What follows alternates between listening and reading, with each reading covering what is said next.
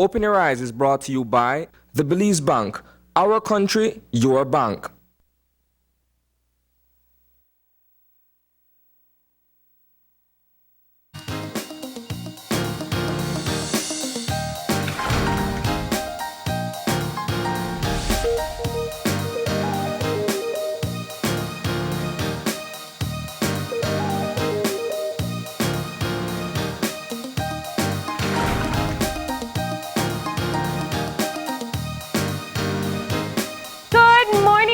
Welcome to Open Your Eyes. Start your morning right. I am John Palacio. And I'm Marlene Cuellar, and thank you for joining us this morning. Yes, it is a Wednesday. We're starting our morning right with lovely weather. That much I could tell you. It's nice and cool in the mornings. Yeah. I am just, I like it right now. I hope it continues right through to next trend. year. Yes. That's all I'm hoping for. When driving to work, it's like you're watching all the vehicles and everybody's vehicle just fuzzy. It looks so like, you know what? It is Christmas time. If you weren't feeling it before, you definitely feel it when you step into the studio. Yeah, definitely. And I think that's one of the weather plays a big part in folks feeling the Christmas season. Yeah. So when we feel that little chill, it was like, oh, that Christmas. Yeah. So sometimes if it comes in the summer, like, I want to listen to a Christmas song.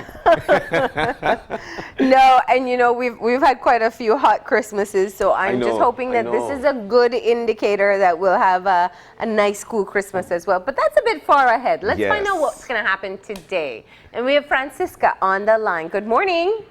Good morning. How are you today? I'm good, thanks. How about you guys? We are so happy because this weather is so nice. Yeah. And it's 2 days until Friday. Yes.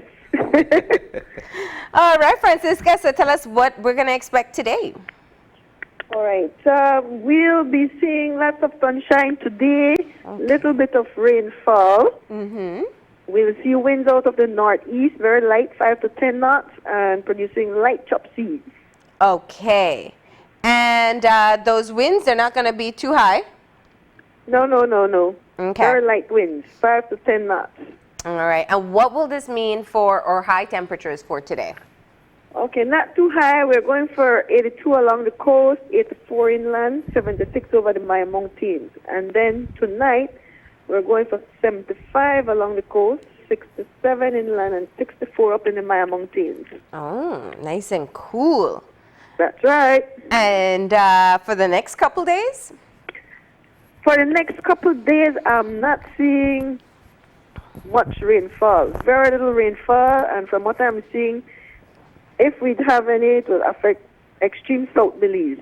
All right. And they're used to it, so. All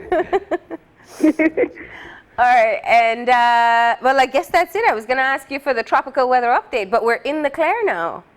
Yes, you should be asking me about cold fronts. I don't want to jinx it, Francisca. I was just telling John that I love this cool weather, but the side of me that always plans is thinking, I hope it's still here for Christmas. I know, right? You don't have a forecast that extended, do you? No, if I go beyond, I will be telling you a lie. Then you moved away from forecasting. Yes, that's right. All right, but we'll enjoy it while we have it. Correct. Right. That's the way to go. And how are you? Ready for the Christmas? Yes, I am. Oh, good. Nice. Looks like everybody got a head start this year. Sounds good. All right. You know what, Francisca, that yes, I am simply means that you already applied for your holiday and it was granted. Even if I don't want it, I have to take it. You see? So yes, I am means something good. All right, Francisca, we'll have a great day today. Thanks, and same to you. All right, bye. All right, bye-bye. Of course, great news from Francisca Wellington, the forecaster on duty at the Met Service. We're loving the weather. She did mention that we've got some sunshine today, so it's going to be a little hot. But highs of 82, I don't call that hot. That's not so bad. What do you say? Perfect. I think it's been nice and comfortable. The mornings are beautiful because they're so cool and, you can feel cozy in your home. And then during the day, it does warm up so people can go about and do what they have to do. If they're working outdoors, it's still comfortable. That between 12 and 3, 12 and 4, I would say that's the peak. Thereafter, it goes nice and smooth down. Yeah. All right. So great date today, especially if you're doing anything outdoors. Yes. All right. So we got to shift gears, and it's time for a little bit of motivation. And that means we're going to bring you our eye opener. And our eye opener, taken from DailyOM.com, goes like this. Being of service to our community is part of being a good citizen of the planet Earth.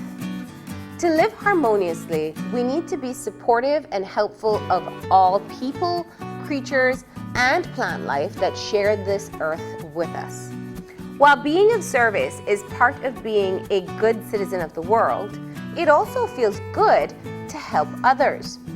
When we do something for others in service, without the expectation of anything in return, we are turning our actions into offerings. There are many ways that you can serve the world.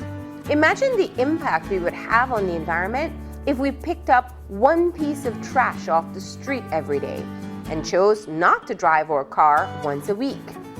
Even gardening tactics, such as throwing wildflower seeds onto a vacant lot, can brighten the lives of others, including the lives of birds and insects. Every day, you can do something to make this world a better place. During meditation, ask for guidance on what you can do to be of service. This can be a wonderful way to start your day. Smiling at a stranger who looks down in the dumps, or teaching your neighborhood kids how to whistle will impact someone's day or even their life. I love it. Teaching your kids how to whistle, huh? But you know what? I think that in today's day and age, it's something that you really need to put thought to. Driving your car or not driving your car to work once a week. That's some folks might tell you, know what, that's tough. But I'll tell you what is easily done. What could be easily done then would be that each of us throughout our country pick up one piece of trash a day, and put that up. Yeah. I think that would go a long way. What do we need to do? Do we need to have a pick up a piece of trash day? You know, because people love trends, and when people go with a trend, like if we have a pick up a piece of trash day, then they would focus there. But it's a start, and that is exactly how I think we should move on with a start. Absolutely. And you know, I think I'd go even further. I wouldn't go from pick up a piece of trash. I think we need to start talking about not throwing trash on the street. And I've been saying this, you know, a bit consistently. I think we have a serious littering problem, and while we can talk about all the other methods of being kind to the environment, we have to think about what we're doing with our garbage. Yeah, that's true. Right? That's true. But I think that's looking from the environmental factor and definitely contributing to being a good citizen of this earth.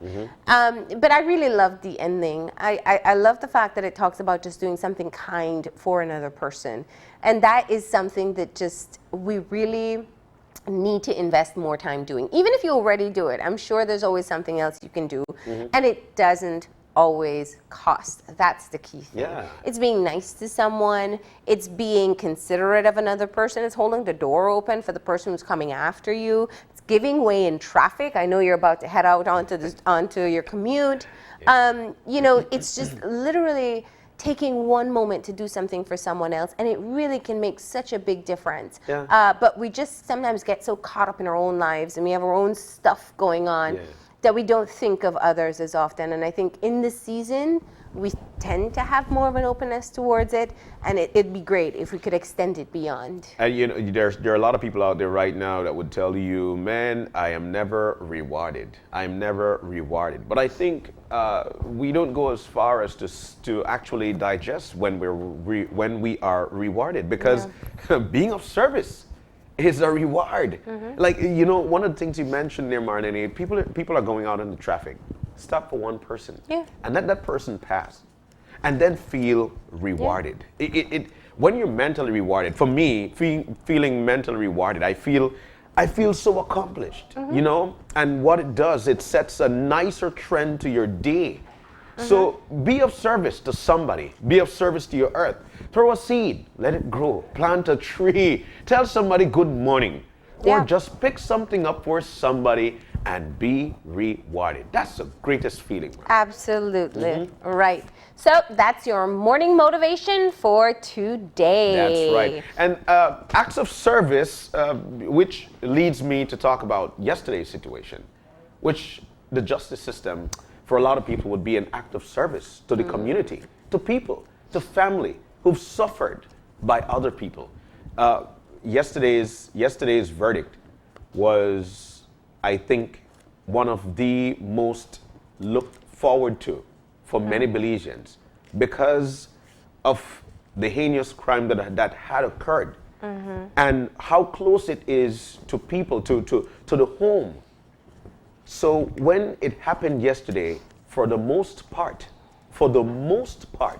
Belizeans were up in awe, up in joy, looking at social media.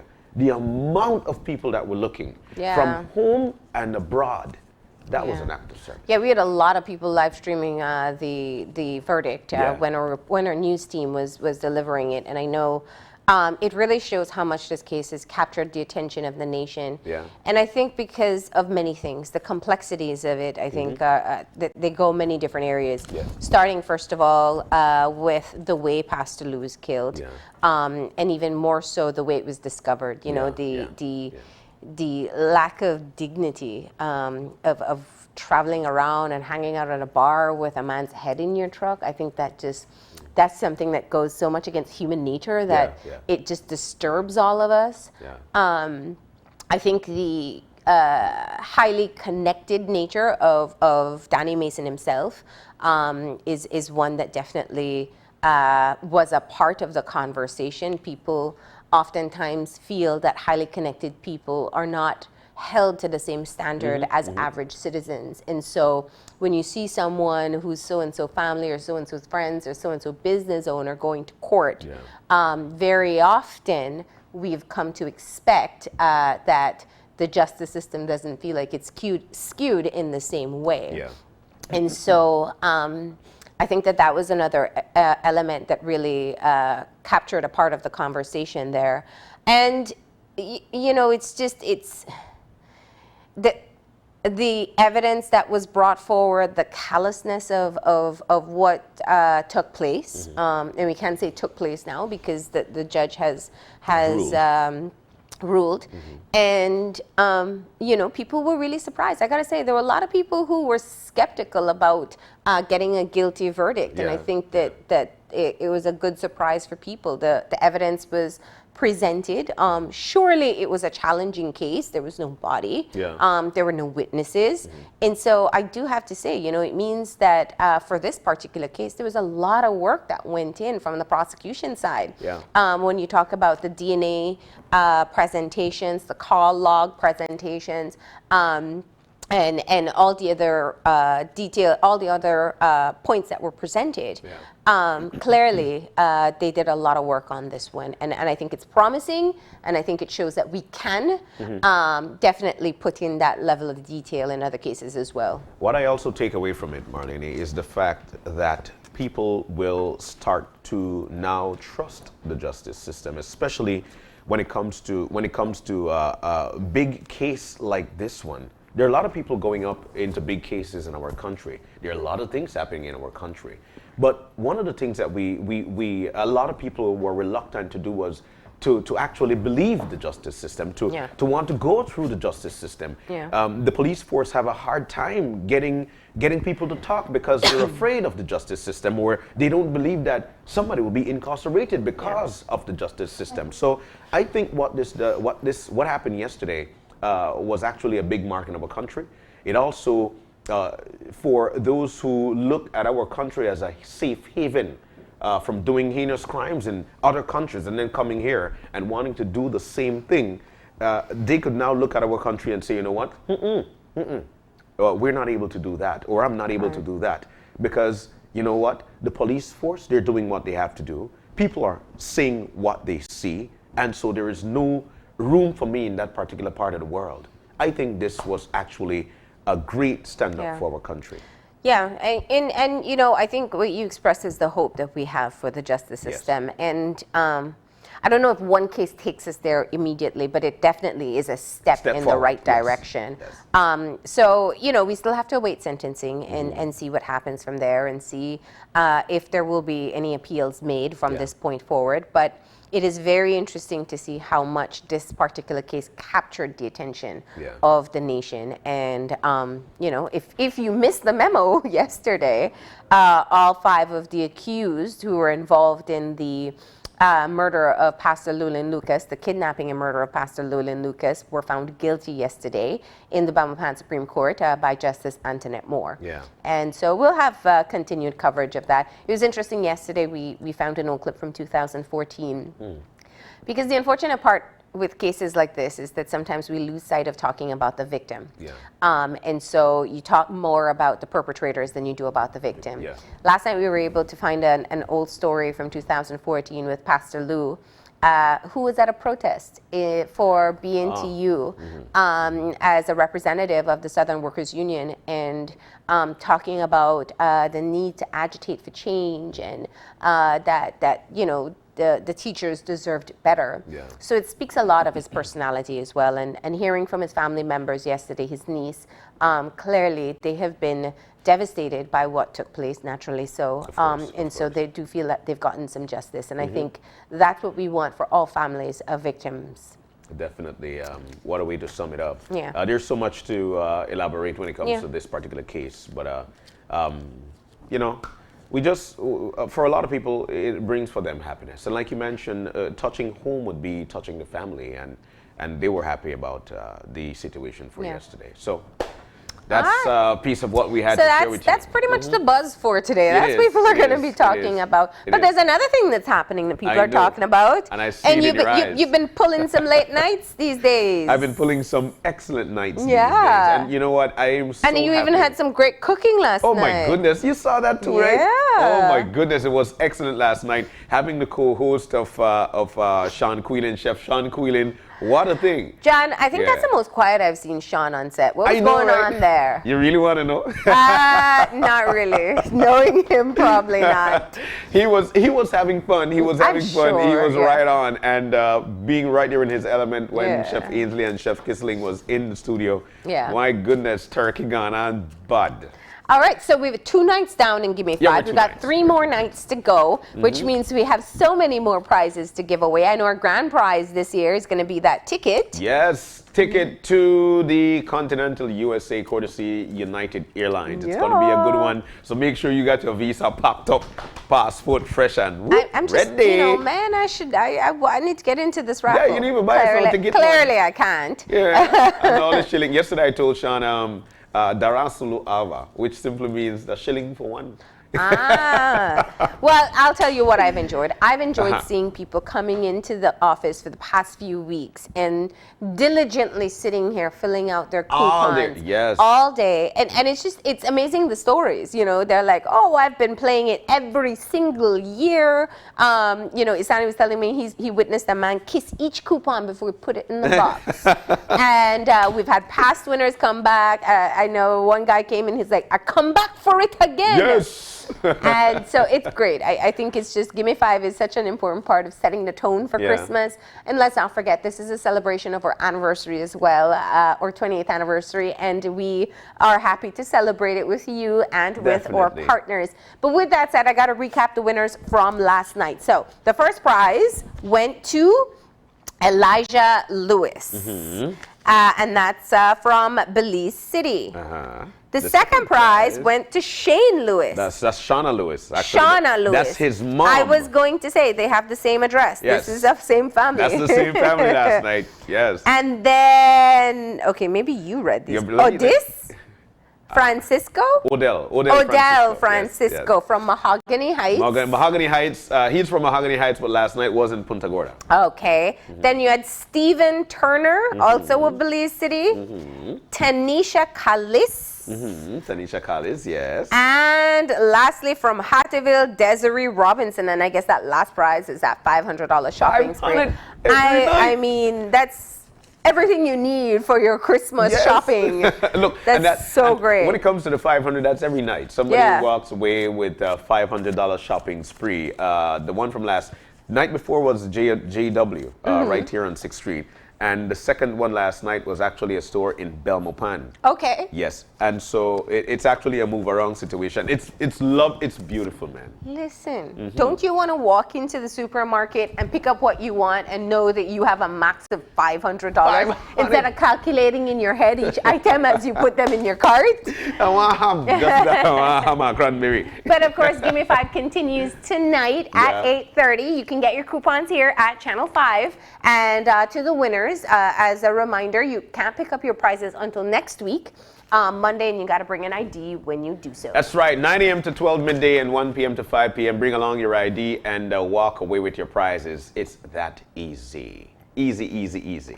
But we need to move on into our show for this morning. That's right. So far, so good. We're having a nice time. That much I could tell you. And I'll tell you, it hasn't been easy, but there has been some progress. And that we're talking about the sugar industry and some of the issues they've been having there and getting their plantation white sugar into the Caricom market. There's some major developments, and we're going to be talking about them this morning. Excellent. And of course, in our second segment for this morning, Crime Stoppers Belize, and they'll be launching or telling us about their mobile and web applications. That's right. And closing off Christmas programming is started, and we're starting off with one of the important ones: tips for painting this Christmas. Oh, that's a good one indeed. Yeah. Hopefully you stay tuned so you know exactly what to do. But before we take the break this morning, we've got one final thing to share with you. What? It is a birthday shout out. So we want to say a big, big, big happy birthday and good morning to none other than Stephen. That's Stephen Kane. Stephen Kane. Happy birthday to you, buddy. Here is wishing you all the very best. It comes from all of us here at Channel 5 and all of us right here at Open Your Eyes. So what we'll do, we'll take that break, and when we come back, we'll jump right on into it. So stay tuned.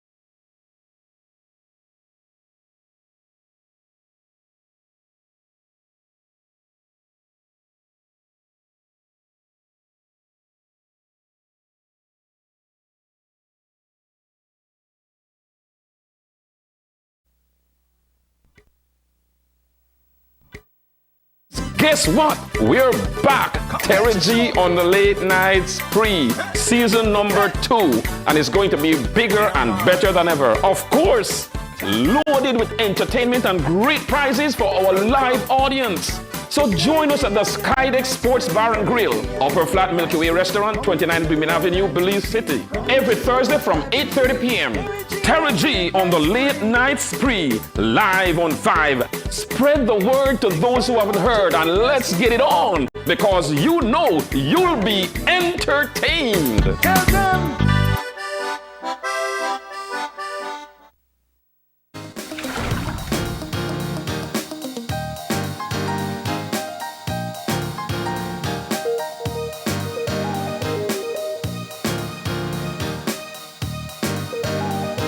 And welcome back to Open Your Eyes. It is a lovely Wednesday morning, and it is lovely for good conversation as well.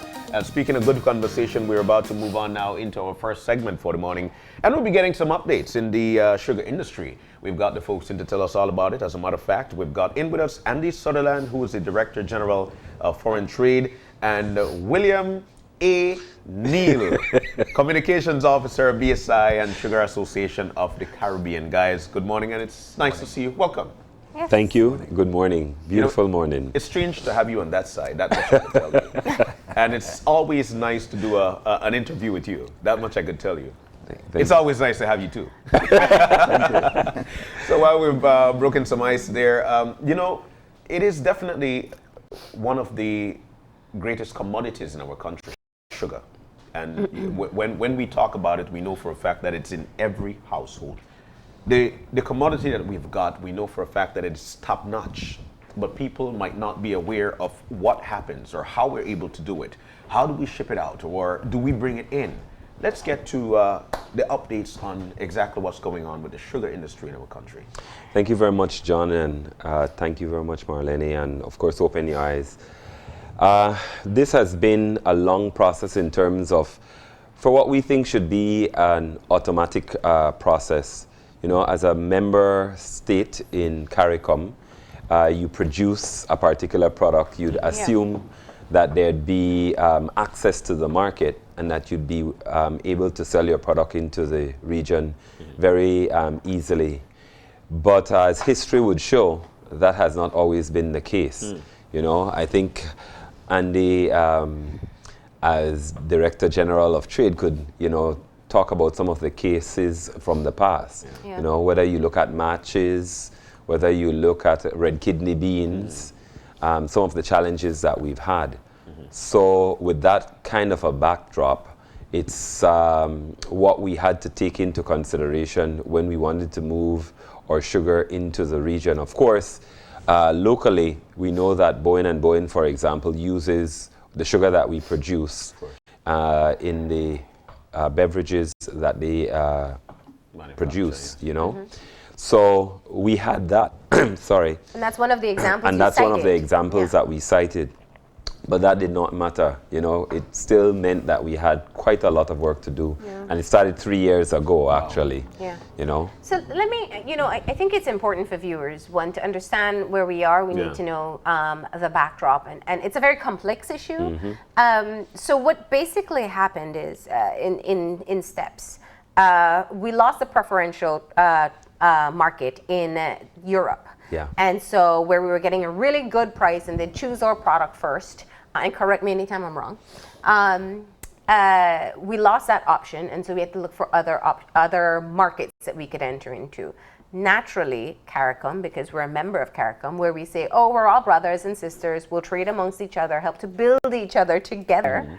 And there's certain rules and guidelines set up as to what can come from outside of this Caribbean family.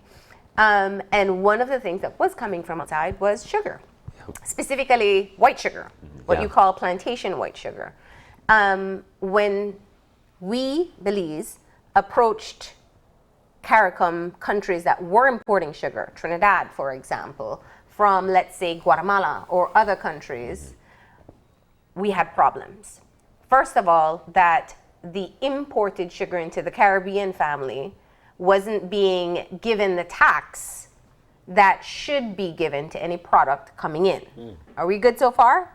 Well, there's a little I'm technicality. trying to simplify as much because it's a complex Yeah, issue. it is, People it have is. to understand. Of Go ahead. course. Yeah, let's start by addressing some of the statements made earlier, Yeah. both by William and yourself, starting with your latest intervention about losing the preferential markets in the EU, which is not necessarily the case.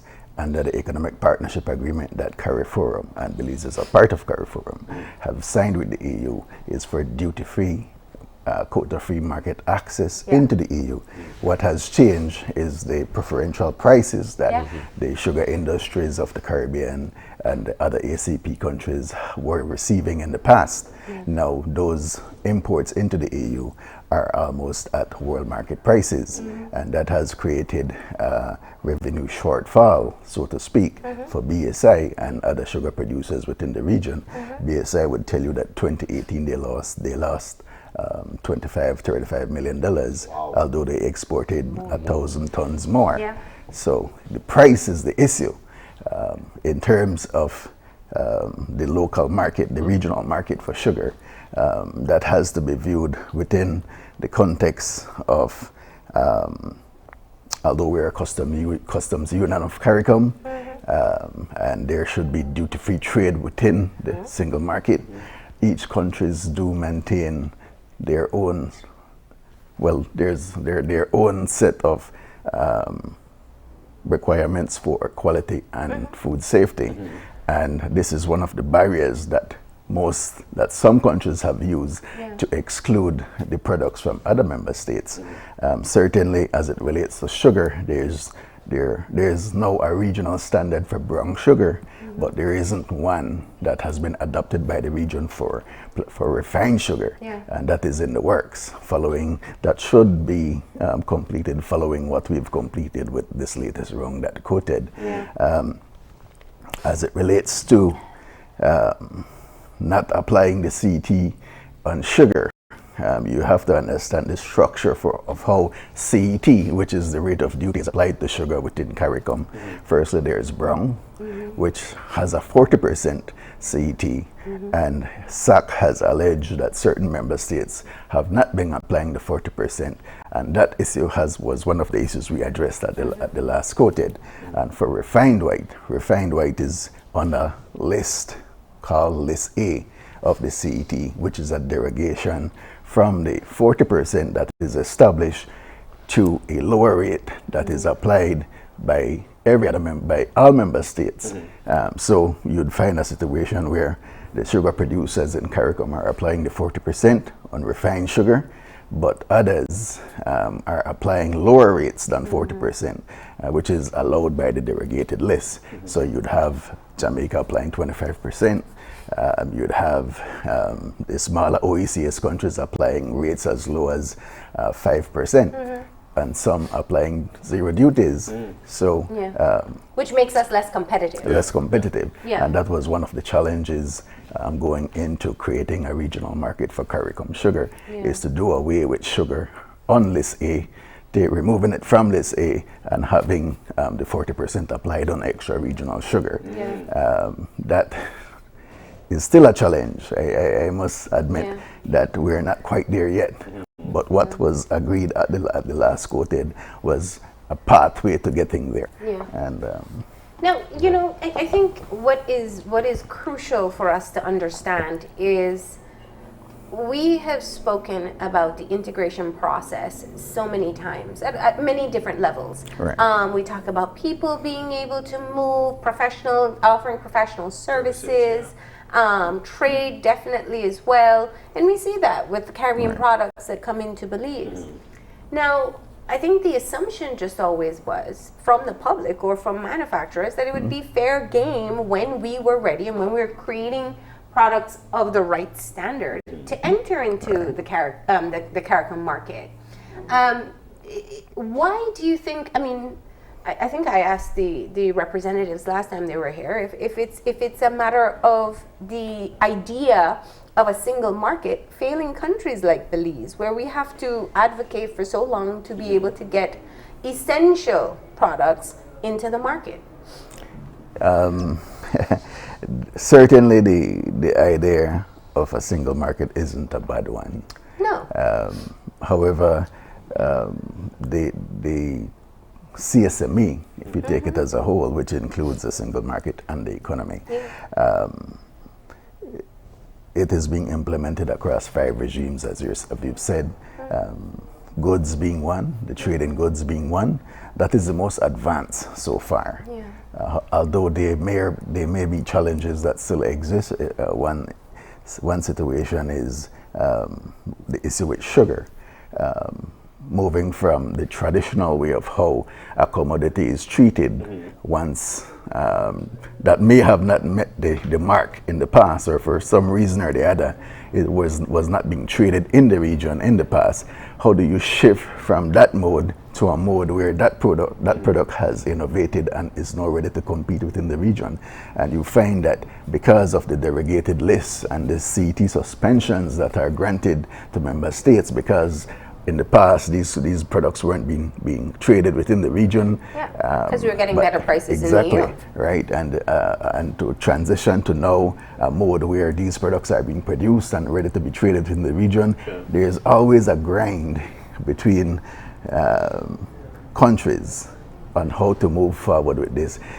Sugar was a perfect example because manufacturers in the region had become accustomed to utilizing cheap dump sugar on the world market. What do you mean by cheap dump sugar?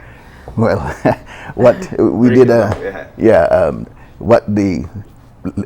William mentioned that we recently completed a substitutability study on using plantation white instead of refined. And that study found that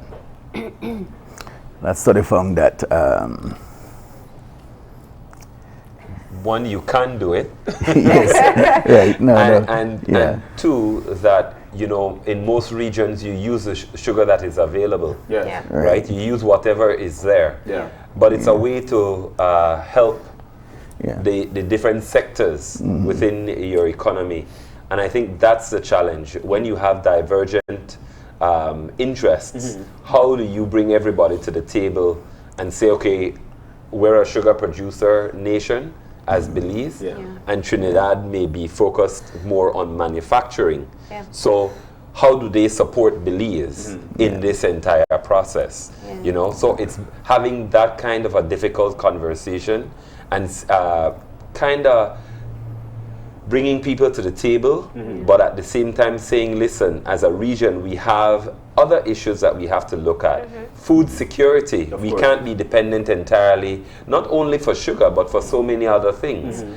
We have the challenge for honey, for so many other things. I've had the opportunity to go to Coated quite a bit with Mr. Sutherland and the trade team.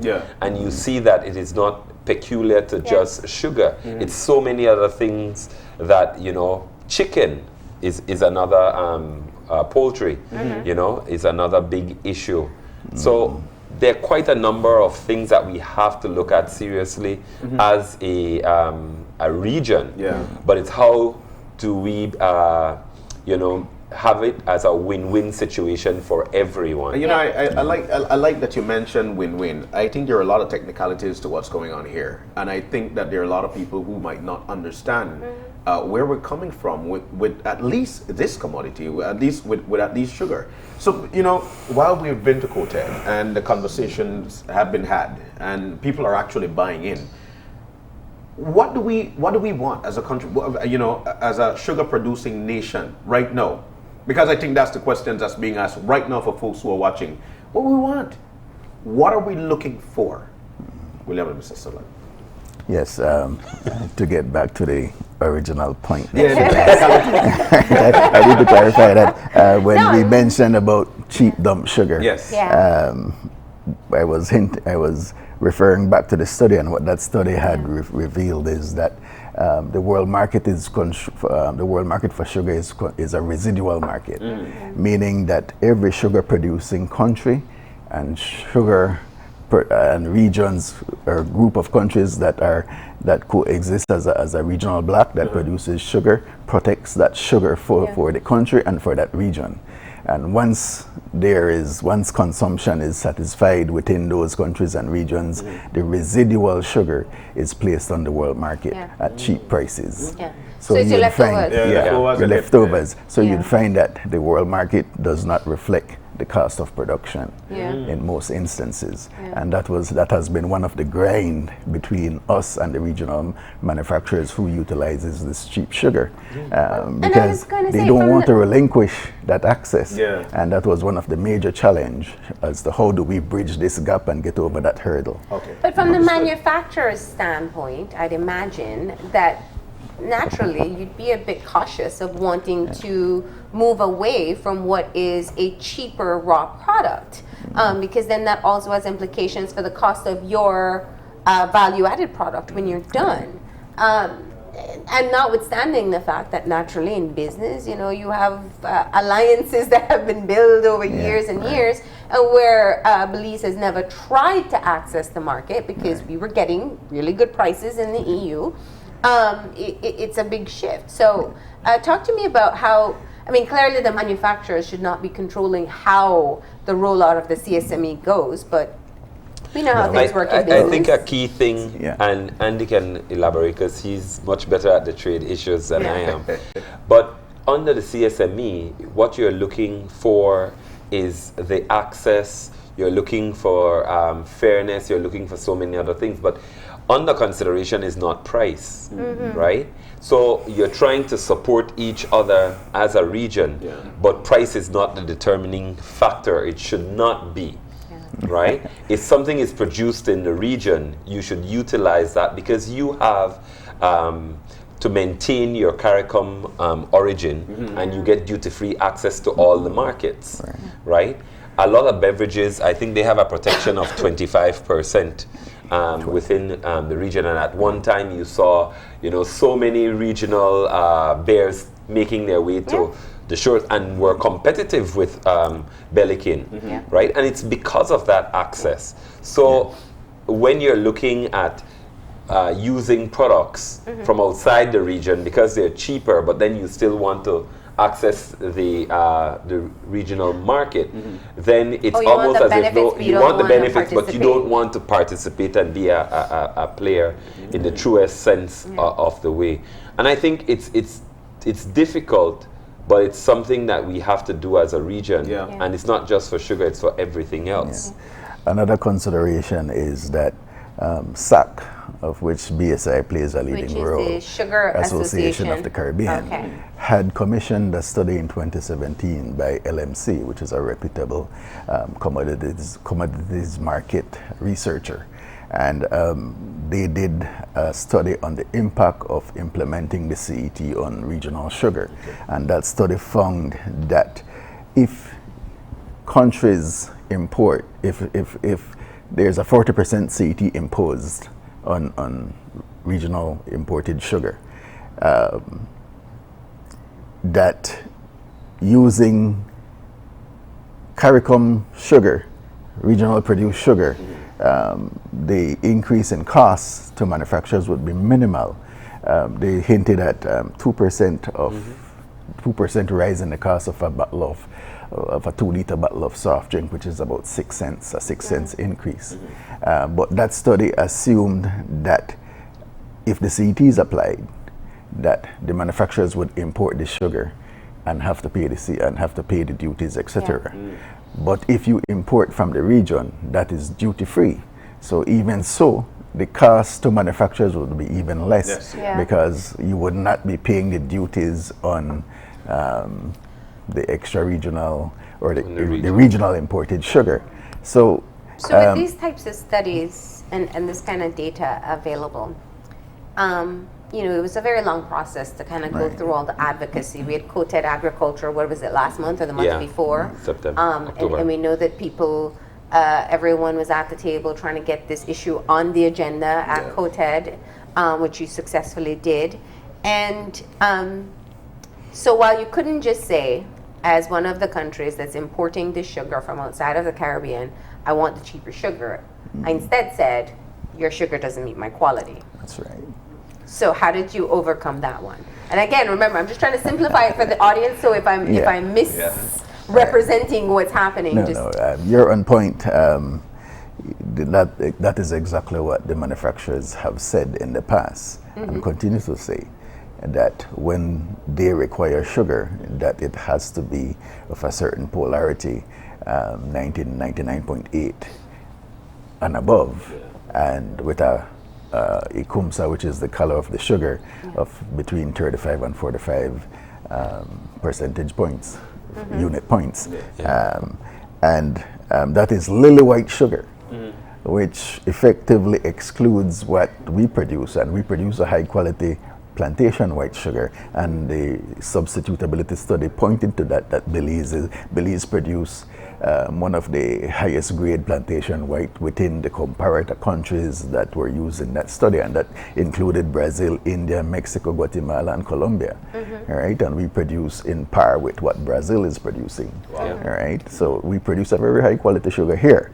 But even so, the manufacturers have used the specifications to effectively block the trade of our plantation white into the region, and that is because they're saying that manufacturers have the right to choose what inputs they want to use in their own products, and they set the standards upon which that product is purchased, and in the absence of a regional standard, they set the rule. So effectively, plantation white isn't being traded within the region currently. What the decision of the coated does was to provide, well, before I get there, the study the substitutability study had recommended that yes, plantation white can be used and is being used in industrial food manufacturing sector, including beverages, and that in most instances it is being used in the direct consumption form, but for the beverage producers you need an additional process, a clarification process that takes you to that clarity that is used, that requirement that is used within the production of beverages. And what is one of the main recommendations of that study is that investment has to be put in place either by the manufacturers, as for example what Belize's Coke bottlers do, Bowen and Bowen. They have their own clarification plant, and they use plantation white and produce a simple syrup to use in their own products. Either the other manufacturers in the region does this, or this will come at a cost to them. And I think it was hinted about $1 million for the equipment to be able to get that done. Or the sugar producers could come together, invest in liquid sugar plants, and supply the simple syrup to the manufacturers. Or invest in a refinery to produce refined white, and that the sugar producers and others within the region have expressed interest in moving forward with investments to meet that type of product, to be able to supply the manufacturers. And what the quoted decision does was to afford them the policy space to be able to do that, and offer them an assurance that once they have invested and are able to produce at the quantity and standards required within the region, that the CET protection would apply. And that would include the imposition of the 40%, putting these goods on the list of ineligibles, which means that a country cannot lower the duties on their own authority, but have to consult with the region to do so. And that would give the manufacturers the assurance to be able to invest and have their product be traded within the CSME. All the advocacy work was to get this issue at the point of discussion. And I know from Coated Agriculture, the recommendations were put forward, and at the actual Coated meeting, which is the meeting of Caribbean Trade Ministers, talk about what happened there. This is really the major development here, to say that we have made some progress. Right.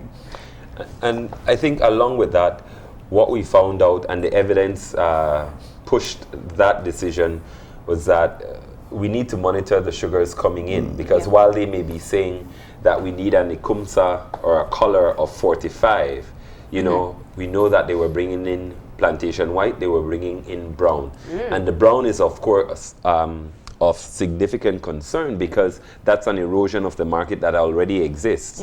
Under the policy, you're not to bring in brown unless you pay the the CET, the full CET.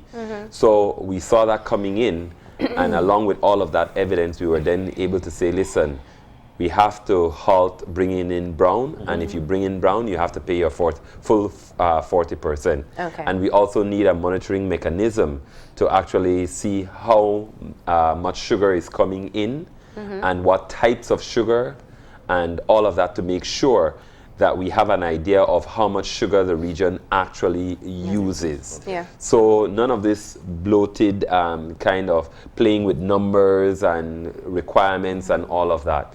And so you're creating an environment that is ripe for investment. To say, as sugar producers, okay, fine, we don't produce what you need now, we're going to invest and produce what you need. But when we do, don't come back to us saying, oh, it's not, quite what we want, and move the goalposts again.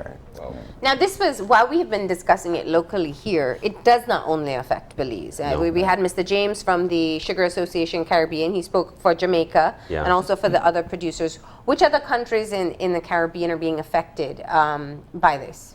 Well, certainly Guyana as one of the other major sugar producing states. So thus far, Jamaica to some extent they do produce sugar, mostly to fuel their rum industry. Barbados does the same. They produce sugar to fuel their fuel Mount Gabe's production. Very fine rum. Clearly one of your favorites.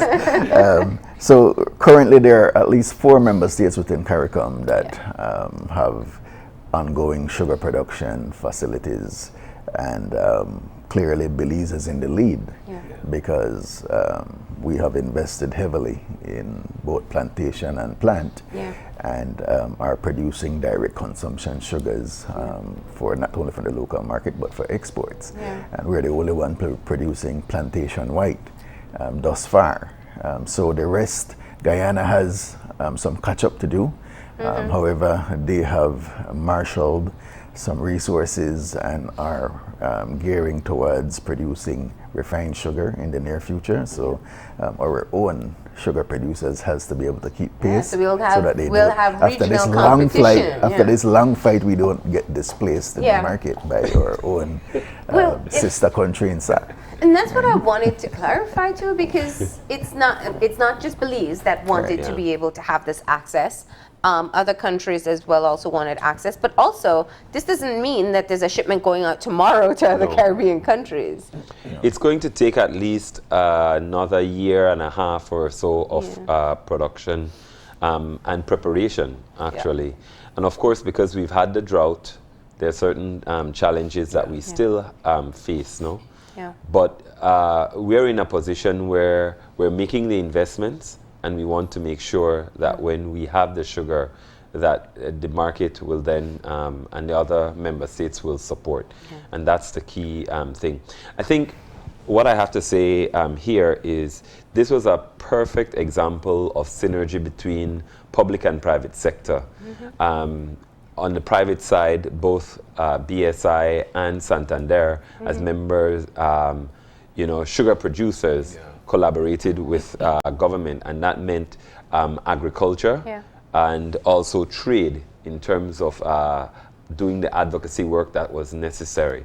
So it's very, very significant in terms of what this means and what it signals in terms of the collaboration that is necessary if you're going to move any product into the region. Now, I guess for me, the most critical question is, what does this mean for farmers and for our local economy? The last SIB statistics clearly show you're exporting far more than you used to, but earning far less.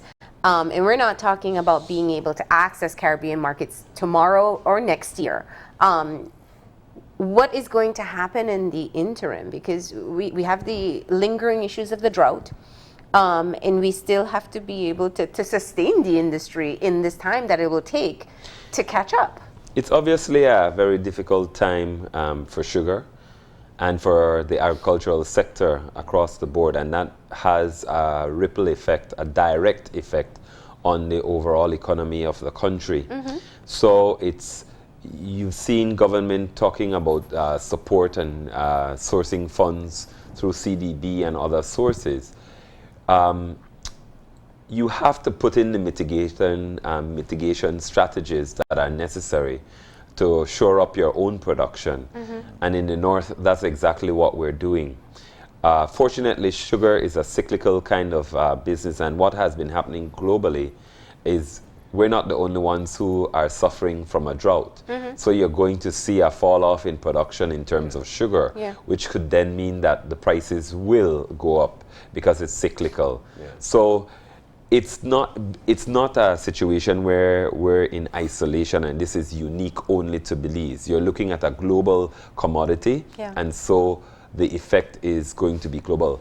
But you also have to, on a local level, make sure that you have the policies and the kind of interventions in place. So we're also trying to secure funds from the Green Climate Fund to look at how we can increase our production or at least stabilize production. You know, whether that's looking at water management, whether, you know, whatever strategies you need to put in place.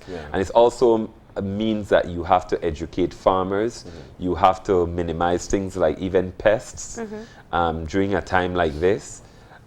There's so many moving parts, but you have to continue working diligently, and that's why it's important that there's no politicking around this particular issue, but you actually support the agricultural sector because you see how significant it is to the economy as a whole. Definitely. But I mean, and that really I think is one of the things that quite a number of the, or the agricultural sector in general has to look at, the effects of climate change.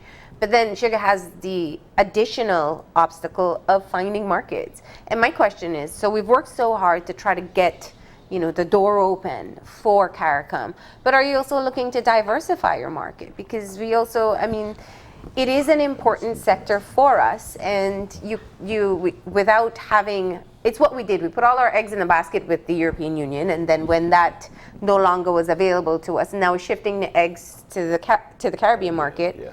Are we exploring other markets, and are we able to access others? Yes, very pertinent question. We're not only just back from coated, but we're back from Taiwan. Okay. And we have successfully negotiated an economic cooperation agreement with Taiwan, and central to that agreement is sugar. So we have secured duty-free access into Taiwan for sugar, for a certain quota of sugar. And that quota would be split between browned and refined, so you'd have a market for both. That agreement, while we've concluded it at the technical level, it is now with the said quoted for, because it's a treaty obligation that you have to submit these agreements to the quoted, because we're a single market, for them to approve what was negotiated. What we've seen so far, and we expect to have a special meeting of the Quoted by Video conference next week, but what we've seen so far is not too much opposition to what we've negotiated, and once that is through the doors at Quoted, we'll be clear to sign that agreement with Taiwan. Once we've signed it, it goes for ratification by the Senate. And on Belize's side, we would have completed the legal requirements to put that agreement into force. On the Taiwan side, they go into elections January 2020, and their process won't be completed until after that. So I'm thinking about mid-2020, the sugar industries in Belize would have an additional market in Taiwan for them to explore the possibilities of trade. All right. Well, thank you for coming in and providing the latest update. Very educational. And we do appreciate taking the time to explain it as best as possible to viewers, and so that we know where this all started and where we are now. Thank you once again.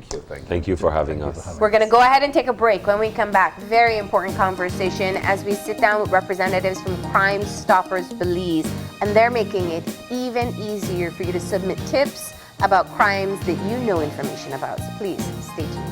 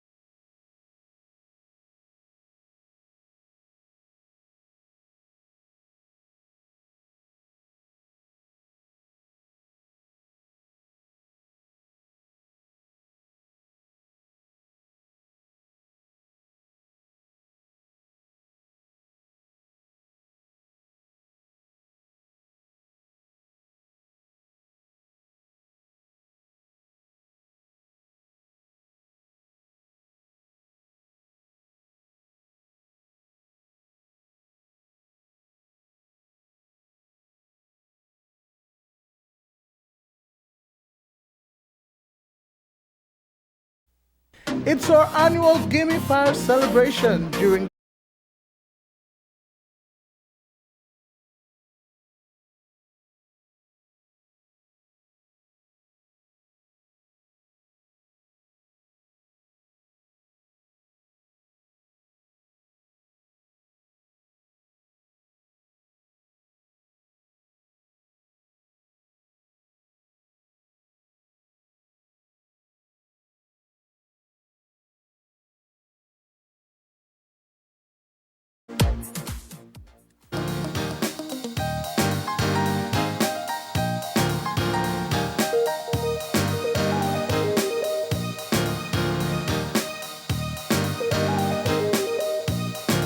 And welcome back. This is Open Your Eyes, and we're now venturing off into our second segment for the morning. Crime Stoppers Belize, and they're here to talk about mobile and web applications. We've got the pros in to tell us all about it. In with us is Denver Fairweather, who is a board member of Crime Stoppers Belize, and Dean Boyce, board member as well of Crime Stoppers Belize. Guys, good morning. Good morning. And welcome. It's nice to have you in. Thanks a lot for the invite. We are hearing here, as a matter of fact, we're seeing mobile and web applications, which simply means the household terminology for you could get it on your phone, on your tablet. Correct. You could actually have this going around anywhere you go. That's when we hear the word mobile. So we're making it easy as possible. So let's venture off into Crime Stoppers Belize, what we do, and how easy we're making things for people to say something when they see something. Anybody, jump on it. Dean, you. Okay. Now, Crime Stoppers started, it was actually a Rotary project. We picked up on Crime Stoppers as an implementation for Belize in 2004. Crime Stoppers have been around since 1976, which is when it started in the States. And although it started with the police force, Crime Stoppers as an organisation is separate from the police. So we are not involved directly in the police. Our objective is to facilitate the provision of information to the police, the representatives of our community that are trying to stop crime. So Crime Stoppers started in Belize. You dialed a telephone number. Yeah. The information that you provided was anonymous, so nobody knew who you were. Yeah. It was a tips for reward system, although not so many people actually bothered claiming the reward. Most of it was they just wanted to provide the information. Yeah. But the rewards were available, and we have the formula for making the payments. And you dialed a number, and you got through to a hotline in Miami. So again, he was offshore, so completely anonymous. Yeah. So you called the number, and it was a free telephone number, but it was a long 1-800 number. Call 922. So fairly recently, that was upgraded. So all you need to do now is call 922. So if it's an emergency, you still call 911. If it's something else and you want to provide the tip because you know something's happened, you call 922 now. Yeah. So from any phone in Belize. But that's okay, but it's still not ideal. There's a lot of people that Still actually... dated. It's a little bit dated, and people still don't want to talk to somebody, and it's very difficult. And although the people in Miami are experienced ex-detectives, they're still asking questions, well, what about this and what about that? And you haven't got time to collect your thoughts. So again, an American designed a web-based app. So you download it onto your phone, or you can actually use it just by going onto a computer and going onto P3 Tips, which is the name of either the app or the website. Okay. And the system works. So let's say you download the app onto your phone. So the first thing you do is you go in, and it's free just from whatever store you download it from. Store. Correct, that's right. So you go, and the first thing you get to is it asks you for a user ID. You make up your own user ID. You're the only person that will know that. Don't have to put any information about yourself Absolutely. in the app. And the key thing is absolutely anonymous. Yes. Nobody will know who you are, right, when you give the tip. So you go in, you put your own code in. It will then give you a number of boxes that you can complete, where you put in the name of the person, vehicle number. You can even upload documents, pictures, short video clips. Really? Yeah. Yes. Wow. Nice. Right, because ultimately the police need good information. Yeah. They've got a much better chance of getting a conviction if they've got good information. Yeah, that's right. That's Okay, right. so there's no human interface here, so that you don't go through this Miami, but you do go through a computer that's hosted in the States. And this is actually operated in multiple countries now. So Belize has sort of picked this up. We're implementing here in Belize. And what we think, it will make a big difference to who and how many people will make the tips going forward. And it'll also make a big difference to the information, quality information that the police are going to get. So the information goes through a computer server up in the States. Will then be They'll be the ones to sort it through. Automatically. No, you won't have people sitting there going through it.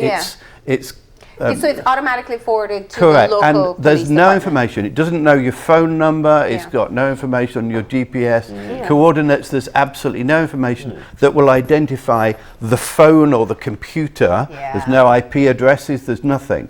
So the information will be routed back to the person in Belize, the Crime Stoppers coordinator, who then has an opposite number, we'll say, within the police department. Okay, so the individual will have gone in, they'll have given their tip, and when they give the tip and they press submit, it will give them a reference number. So at the end of that little process, they log out. Okay, so it's sitting there. If somebody finds your phone, they don't know what you've done because they haven't got your user ID, which only you will know. And when you next go on to the system, you go in on user ID, you type in user ID, it will then call up the tips that you've given. Okay. So, for example, if you wanted to add additional information at a later date, you can append and resubmit some additional information. Because you have a reference number for the one because already you've got the submitted. ref for the one already submitted. And the police coordinator will then make sure it is given to the right people within the police, chasing them up, right? The police may have some additional information that they need. They're hoping you may have. So you may get a communication coming back. I was going to ask, Right, again through that same system. Only you will see it. Okay, and they don't know who you are. All they know is that this tip came in, right? And they will then ask for it. And you can ignore it or not. You might say, oh, okay, I can get that. Or that's all I know. Or you might say, oh, it's all you know, or that's all you're prepared to give. Now, Okay, this is a couple technical points. The system, as he said, the server is in the States. It's a company that has developed this, and it's being used worldwide. Belize is the 8th country that is using it, and it's something that Crime Stoppers in different parts of the world have been using, especially the States, Canada, and a couple other Caribbean countries. In regards to people saying, all right, well, if I use my phone, they could track my IP address or stuff like that. One of the specific features of the system is that when you log in or initially, it asks you to choose your country, and that's how. So it collects the server collects tips from people all over the world. But it will route the tips that are made from somebody who identifies themselves as they're doing from Belize. It's not tracked through IP address or GPS data. Secondly, the way how the system works in terms of one of the frequently asked questions and how it's answered. No, does the mobile app capture the tipster's GPS location? It does not. Actually, the system does not collect any kind of GPS or IP data. It also, when you upload a photo or image, it erases that information before it goes on the server. So there's no way to track the person who made a tip in any way, digitally, or electronically. So that's just a clarification. So the digital footprint is removed from any media I upload. It's scrubbed as a part of the way how the system operates, because the important thing is anonymity, whether or not it's by phone or mobile device. Crime Stoppers, just setting, looking at the larger picture, is such an important reminder to us of how crime can only be, or fighting crime is enhanced when you have community involvement. And what it does is just set up a separate entity. So we have a feeling of security. We're not dealing directly with the police. We're not dealing directly with anybody here who may know us, know our family, know our history, know our background, and any possible repercussions. How have you seen, since 2004 to now, the uptake of the use of Crime Stoppers from the time it was a 1-800 number to 922? Are we having people consciously contribute towards helping to minimize or mitigate crime? The amount of, let's say, tips that we receive monthly has not gone up 100 or 200 fold. Yeah. But there is a gradual improvement. What we have noticed is that we're doing the official launch of the P3 tips now, but we actually signed on to it about 3 months ago, and we did a soft launch where board members and people that we know directly were notified and asked to use it.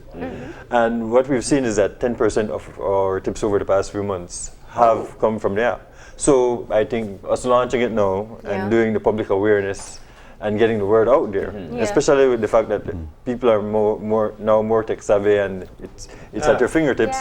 You know, the objective is for everybody in Belize to install the app, because you never know when you will be on occasion where something is happening where that information needs to be relayed to the police to help them to investigate and help bring that case to justice or solve a crime. You know, but you're right. You're right on the bat there, Denver. I think that a lot of people want for things to be done. We want for crime to be at a halt. We want to see perpetrators being captured. But at the same time, we're reluctant. We don't want to say anything because we're so afraid.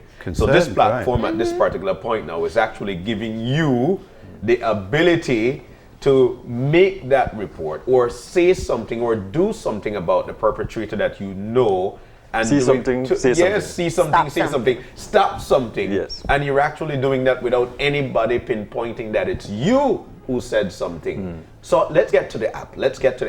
It's in the Google Store or Apple Store. Yeah, Play Apple Store. Store. P3 tips. It's a P3. So all you need to do is type in P3 tips. Alright. Yes. P, the So letter we're P, gonna- the The number letter 3. P. Right.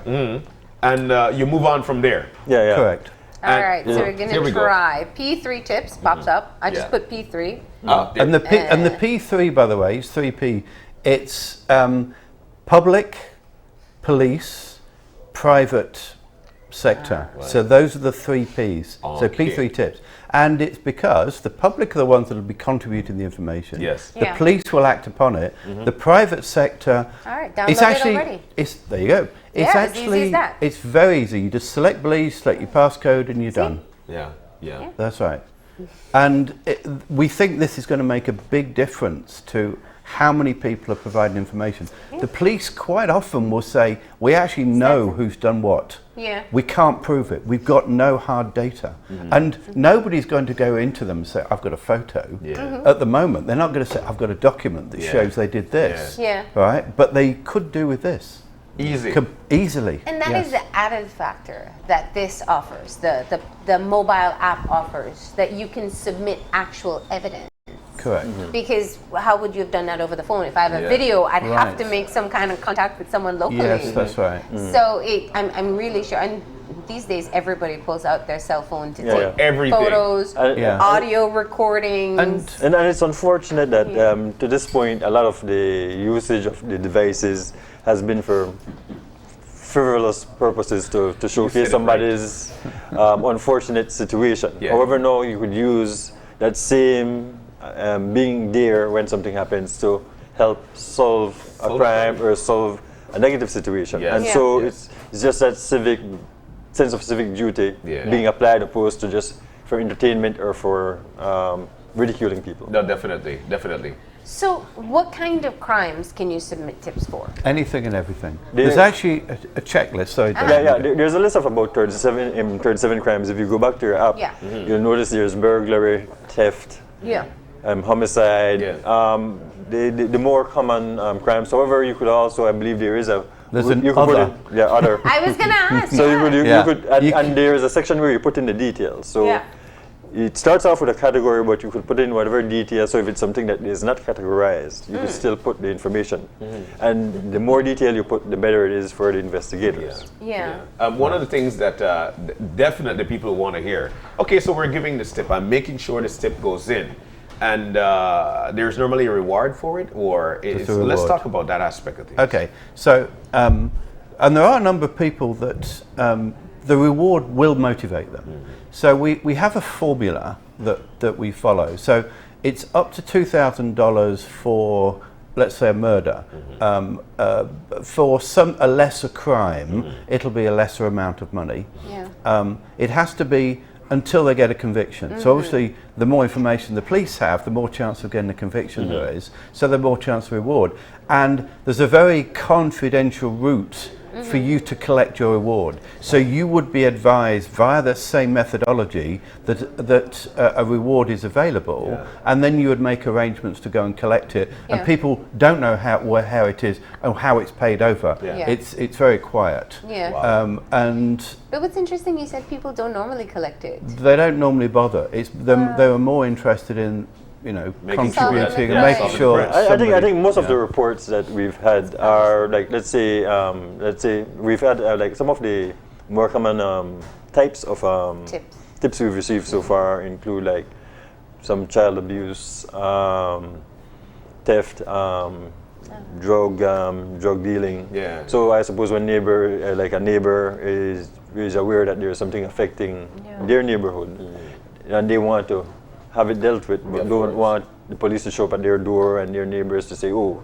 that's a person who," So that's the way it has been used to this point. However, as I said, I mean, you could be on Albert Street or on a back street and somebody robs somebody, and you realize that isn't fair, and that endangers yourself and your family and your neighborhood. You can then report it if you're able to take a picture, do a video. That's the way how this app can help. I know that we usually only remind people about Crime Stoppers when it comes to missing persons, but you could basically report tips on anything. My question is, how involved do you have to be? Is it a matter of overhearing something that may help in the investigation, or do I have to actually be a witness and have evidence? No, there's no need to be a witness. Basically, as I said, the platform, the 922 and the P3 tips, is to help the police have information to be able to do investigation. You always hear they are investigating and they need information on suspects and stuff like that. So it doesn't require you to be involved or to show up at court or anything like that. It's really providing the information so that the crimes can be investigated and hopefully bring the perpetrators to justice. And in terms of the app, the way, as Dean said, you will have a login, like your own password to use the app. And then any tip that you had submitted, you could then look back at it to see if it has progressed to a reward process. And there is the software allows for if our coordinator gives information to the police, and the police, I think there was a tip that came in a few weeks ago. There was a first name given for the perpetrator, but the police needed, if possible, a second name, like a title. And so they were able to then send a message back to that tipster through their app. And they were able to then provide the additional information. But as I said, there's no way for anybody to call you directly or to track you down personally. Which was a weakness with the original system, with dial 922, so they didn't actually have a methodology of getting back to you. You would have to call in each time to check up and see what the progress was. Whereas here, you can get the progress reports. You just go and log into your app, or you see a message. If you wish, you can actually provide an email. It's only a voluntary thing, and because rather than keep going in and checking to see for updates, you would then get a message to your email account saying, not giving information, just say, check your P3 tips app, right? And then because there's a correspondence, there's some sort of communication. And that's a voluntary thing. You don't have to do it. I just think there's so much that we can do in terms of trying to help with the crime situation, and this is really going to be essential. One of the key points, and I know you said it in the beginning, but we should reiterate it, is that this information is passed to a server outside of the country. It is. It's first in Miami. You said the calls. They go to a call center, and that still operates. And the server is also outside of the country. So basically, and it operates for several different countries. So it's not monitored for any specific purpose or reason, and everything is routed digital. Okay. And Yeah, because Scrum. we can't minimize the fear that people have in Yeah, being yeah. Recognized Yeah. as someone. They call them snitches, you know, Yeah. in Belize. And it's strictly number. It's no number. It's not with your number, so they can't No, it's pinpoint not it. with No a number, no telephone IP number. address, Right. Yeah. no GPS information. Yeah. You know, and I think it's very essential that we stress on that point, because this is the reason why a lot of people might not want to be a tipster, because they don't want to be pinpointed to say, you know what, I'm in harm's way. No number. It's strictly. And the only reason they know you're from Belize is because when you set up Yeah. the app in the Yeah, first yes. place, you selected Belize and said you're from Belize. Yeah. And in fact, if you're in the States, for example, and you see something going on and you actually report it, it will automatically come to the coordinator in Belize, because Yeah. that's where you said you were. Yeah. It doesn't know you're in the States. Yeah, which is why you should be honest with the app from the beginning, at least This with your is- country, because I know people usually set up other countries sometimes to. It doesn't help. build, So if you yeah. actually said you were from the US, even though you believe, Yeah. it'll go to a coordinator in the US. Which means your tip won't be helpful. Well, it's happened actually on a couple of occasions Really? already. Wow. And what they do is they'll then, it's usually an American reporting, or sort of Belizean reporting something. So the tip will then be sent to a coordinator in the relevant country. Okay. So it finds the right home eventually, but that's you try to avoid that. So, you know, the key message right now is that the app is available. You Yes. can download it to your Android phone or your Apple device, phone. yes. Yes. But if you don't have a smartphone, you can also just use the website. Yes, Correct. And You you go onto a P3 computer, tips. Yeah. correct, and you just go in exactly the same. Go into the web browser, you type P3 tips. It'll call up there. P3tips.com. Right. Whatever it is, Yeah, it's yeah. .com. That's right. And you'll see this exactly the same page. Yeah. You type in your login ID, which will be unique. You'll type in the information, submit the tip, and then you'll log out at the end. It's important to log out, so Yeah. if anybody else is using your computer, they won't see you that you're Yeah, in yeah. there, and that's it. Again, it's very easy, and it's anonymous. That's the key thing. Yeah. People will not know who you are. Yeah. Okay. All right. And you can submit tips on any crime that you suspect is taking place, that you know is taking place, that you've seen taking place. And I do appreciate what you said about child abuse, because that's always a sensitive one for Yeah. people as well. Yes, yes. And imagine, even if it doesn't go to a conviction, you can completely change Have the it course investigated, of have time. the Yeah. human services, police. And what we get want involved. is everybody to download it. And we actually want all big organisations, Yeah. government employers to tell their staff, load it up. Yeah. Load it Because up, the yes. more people have got it, the more chance we've got of catching a crime Definitely. and finding solutions. And it's So there's completely an option free. for white collar crime too? It doesn't specifically say that, but it's under other, and you Yeah. can submit what you want. Yeah. And actually, No, I mean, it you was have brought up. issues with police extortion and Actually, Correct, it was yeah. brought up last night by the CEO of National Security. Yeah. That's Yeah, right, yeah. Mr. Lovell, because we did an official launch event at the Biltmore last Yeah. night, and he brought up that the fact is that the app is available for people to provide reports if there is any wrongdoing by police officers, and the person who receives the tip is not working for the police. Yeah. He works on behalf of Crime Stoppers, and then liaises with the relevant department in the police. So in terms of internal affairs Yeah. or whatever necessary Yeah. entity, that information will be passed on for investigation. Definitely. This is a win-win situation here, and it's completely free to download. So just download it. Everybody should have it. And Be this treated. is our best way of solving things in our country, solving crime. Correct. awesome. Awesome indeed. All right. So all of us have a part to play in addressing the crime situation. Crime Stoppers has helped us in being able to give us a platform, Yeah. a phone number Yeah. to be able to do our part as well. 922 if you want to do the traditional phone call. From or any phone in the country. is there a charge? No, Free. Yeah. So 922 922. and it goes to Miami, and they will facilitate the information, or do it by yourself by downloading the app P3, Tips. or using the website P3 Tips, and you can send that information right off your phone, your tablet, or your computer. All right. Gentlemen, thank you for coming. Thank you. in. Thank you. Thank you for the invite. All All right. right. We're going to go ahead and take a break, and when we come back, it will be for tips for Christmas paintings. Please, stay tuned.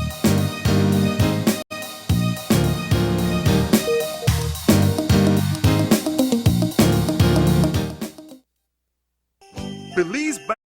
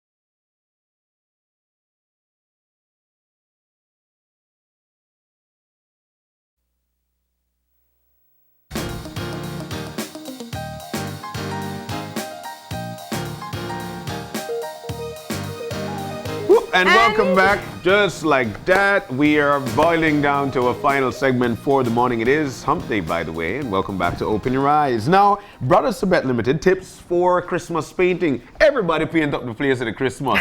And we've got the folks in to tell us all about it. As a matter of fact, Carlo Habet is in with our season manager of Brothers Sabet. And also Cynthia Yates. I like that surname. And she's the supervisor of the paint department. Guys, good morning and welcome. Thank you for being here. Yeah, on no breakfast. Yeah. Thank you for having us. Yes, it's a pleasure, and thanks for the invite. We have a lot to share, and well, I brought Cynthia because she's our paint specialist, our longest tenured actually. She knows what's going on. So I'm just gonna be here like as a glorified like Vanna White type. I'm gonna hold up the stuff. Really? That's it? You found your purpose in life. Yeah. Congratulations. Yeah, right. Cynthia's the brains, and She is. I'm the hands. What you can start off with is telling us about what kind of deals people can get for paint and when. Okay. Well, first of all, right now, because it's Christmas, all our brands are 15% off. Right? So that's our typical promotion. So that's Berger, Dutch Boy, Domestic, and Penta. That's like, oil and emulsion. So it's everything, interior, exterior. But also we have some great specials too on some, what we would call like damaged, slightly damaged, or like mixed paint. Okay, like the dented cans kind of thing? Yeah, and stuff that we've like mixed for people that they didn't want, but they're still good colors. Yeah, of course. We have those up to 60% off right now too. Ooh, so 60% off. Yeah, wow. and so maybe they mix the right color for you. Exactly, right, yeah. So if you have some time, you can kind of go through them and find out the right color, and that's some real good savings. And then we have actually great deals too, even on some wood finishes like Berger, which is 50% off as well. Some clearance stock. So if you want to varnish. Yeah, exactly, or stain, seal, all of these things. Yeah, and then we have in general, we have a lot of deals this month too. We have like 15% off tiles. We have 15% off power tools. Some of them we have discontinued for 40% off. What? Yeah, we have a huge clearance section too that's 30 to 60% off. So, oh wow. Yeah, so people really need to come in and shopping. Yeah, come in and save. You know what I mean? So like we have $10 growth and thin set. So you can take those tiles 15% off and go buy some $10 growth and thin set. Yeah. You can finish your floor, your wall, your bathroom, whatever you want to do. In no time, for less. Yes, for a lot less. Yeah. All right, there you go. Now, when is usually the busiest time where people go in and get their paint? Cynthia? Well, people last minute? No, it starts from actually beginning of November. People we get a little crowd coming in to do their painting, no? Yeah. What's the in color right now? What are people looking for when it comes to paint? Well, they're still looking at the 50 Shades of Grey. And yes, they're still looking, grey. Grey is the thing, but now with Pinterest and you can mix and match different colors. Yeah. Wow. The trend tends to be accented a wall and go with all different colors. Yeah. Okay. Well, I'll tell you what. We know that a lot of people do their own painting for themselves. And so when they come in and they ask you to help with a paint or one of the associates there, what are some of the questions that you ask them to guide them through their selection? Yeah. Okay, first we have to know what are they painting. Okay. What type of wall? So if I'm painting John, what do you recommend? We're gonna do it me. I will prime you first. Good one. But you know, when you prime, you got good finish. Yeah, when you prime, you get an excellent finish. You like that rough, and then you have to put the prime on. Yes. It will last for sure. Yeah. Good one. All right. So we start with primer. Yes, primer helps you to get an even coat and help one paint to adhere to the other one. Yeah. Right. So if you're doing exterior, you want to nice up the spot for the exterior. What's the recommended here? Well, everything is preparation. Yeah. First, you got to clean down the outside from the dust and different things. Yeah. Then if you have any paint that is lifting or anything, we recommend that you take that off and then you prime that area and you continue to paint with its oil paint. And you want to do emulsion, then you need a primer to change from oil to emulsion. And if it's water paint or emulsion paint, and you need to go to oil, the same is recommended. You use a primer between coats. This lady know what to talk about. So what would be the best recommended brand for that if you want to make sure that it lasts? Well, we have some top brands like Dutch Boy, Penta, Berger. All of them are very good paints and domestic. But It depends on your budget. Uh-huh. All right, so I'm going to paint my. You have to do the pose. That's right. If I'm There are gonna a do couple. my living room over because it's Christmas and I want it to look fresh. All right. So most likely indoors. What kind of paint are we gonna use? Well, What do people go for? what type of surface do you have? I don't know. What do you call it? Either cement or Plysim. Okay, Plysim. Yeah. Yeah, Plysim is very poor, so we recommend you use a primer first. Okay. Yes, and then you can go over any of the emulsion paint, Okay. whether you want a glass finish or flat finish. Okay. Okay. So you said something important. It's porous, which means that if you put the primer, you're not going to use as much paint either. Yes, that's what the Yeah. primer does. Cool. Yeah. It helps to make paint does not suck through the. Yeah. Otherwise, you'll Alright. keep on going back for more and Yes. more. Yes. Okay. Yeah. All right. All right. All right. Especially if you're painting a sheet of fresh hardboard. Yeah. Uh-huh. Yes. It's going to suck in all that Yes, paint it goes to suck in the paint. like a sponge. So what, when people come and they say, okay, I don't know which one I want. I don't know if I want flat, if I want matte, if I want gloss. How do you help them decide? Well, I show them how the different sheens look. Okay. We have so do we have something here that we could use? Yeah. We Yes. have like the charts The actually. swap. Well, yeah, but you if you wanna show choose the- your color, Uh-huh. and we show you how it looks like in different sheen. Yeah. Okay. For example, we have a low sheen from Berger that give you a nice low glow, Okay. just not a high gloss. We have a satin from also from Berger Okay. that give you a smooth, slick look Yeah. Okay. without the sheen or without So it's not looking flat. shiny, Yeah. it's just No, loose. it's just easy Soft. to clean, soft, and Nice. everything. Okay. All right. And people still use oil as well? People still use oil as well. If you have a wooden house, you will like to use oil because oil protect it more against termites termite, and yeah. different Definitely. wood-boring insect. No? So what about having kids? You got picnic. I got two. And Yeah. I just painted Walls that are easy walls to scratch up, clean. Yeah. Yes, that's why we have the lower sheen emulsion, and we have the satin. We have Everglow satin. We also have high glass in You Dutch want white. Yeah, yeah, there you go, Carlo. Man. Carlo. Sorry. Yes, Maybe yes. this isn't your calling Yes. in life. Yes, and we for that you can wipe it off easily Okay. Yeah. with a wet Oh. rag or something. Yeah. Yes, yes. Okay. All right. Sounds good. So, again, we can go from low sheen to satin to oil, High sheen. We high have, sheen, matte. yes, Gloss. we have all of Gloss. those sheen available in water-based paint as well. Okay. You don't have to use an oil base to get a high sheen. So if you have a mahogany, I would never know which one to pick. So that over there, that's what? That look like a semi-gloss. which one? The blue? That isn't high Yeah. sheen? Okay. No, that's not a high sheen. I That look don't like a know. And semi-gloss. This? Be close. Look at That it. look matte. Yeah. Matte. Okay. She know what happened. All right. And wait. Well, wait. there's a red there, but it's Yeah, covered, so I it's can't ask covered. you that one. So one of Okay. the things that we noticed, like everybody is trying to, especially for your kitchen cabinet, you want that mahogany finish, but at the same time you don't want that probably a kilo of mosquito and then steam. What would you recommend for that kind of finish that you could always wipe off because it's actually wood finish mahogany?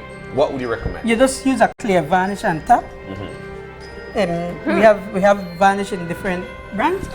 We have Minwax, we have Penta, Berger. We have men wax. Yeah, Minwax. Minwax. I was like, what? Yeah, Minwax. Oh no, I'm out of my Yes. element here. Minwax. Wax, not men wax. Okay. Minwax. Yes. You put a quart of Minwax varnish on it, and you can just wipe it off with a wet cloth. Excellent. Okay. Yeah, that's nice then. That's nice. Yeah, And we have other there's- brands like she mentioned as well too. Yeah. So yeah. All right. We just can fit everything on the table. There's more in the back there, guys. By the way. Come get it. It's free. All right. Then But we then there are yeah. accessories and all Yes, the fun yeah. stuff that you need, right? Yeah. So we got. So what do we got start some, with? So what? Sustainable filler. wood fillers. Yeah. What are Yeah. these for? What is this? What? Yeah. Yes, if you have a hole probably on your cabinet, or you take off a picture of the wall, Yeah. especially in wood, and you need to fill up that area, you don't want to put nothing else Yeah. back there, then that. you fill it with that and before you paint. You sand it a little bit off, sand off the excess, and then you paint. A lot of people gonna say, "Ooh, I never know." So we don't know. Yeah. What We have wood else? filler. Yeah. That's This is a cap. cap for the caulking. Yeah. So like sometimes you don't want to use the whole thing, and Yes. Yeah. Oh, okay. Yes. Yeah, Yes. which is Because nice. you don't want it to waste. Yeah. Yes. Most times you don't use the whole tube, so it's nice. Yeah. And, one of the things that we and noticed. these are?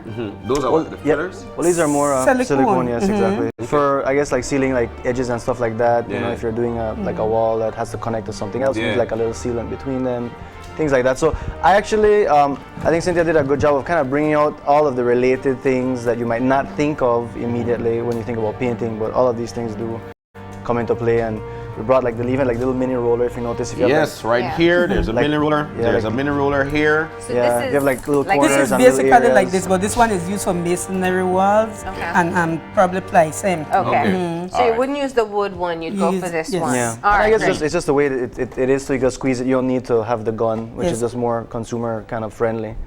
Yeah. Right into the hole that you left behind from the frame that was up. Yes. Yeah, Yeah, I'm yeah. guilty of that. What is Oh, this yeah, como oh, se digo? Okay. Sorry, go ahead. Cynthia. Yes, what is That is an edger. When you have your molding Uh-huh. and you don't want to glue, you don't want to touch your molding when you're painting, you go right along the edge, smoothly around the edge until you reach where you're going. It has Oh two my pads goodness. inside. So actually you put this in the paint and then you just Yes, you and just glide it across. And it gives you a smooth line, smooth finish. Yes, it's So like you that. get the little brush strokes on your Yes. molding. Which okay, That's here you all go. I've got, Yeah, yeah. show that. Vanna, my Vanna hands. And at the same time you've got the tape that you You've got the tape. All right. So this The waterproof blue tape. Okay. So the paint won't seep under it and Uh-huh. you'll have a nice smooth line. All right. So I there you want to go. paint with these.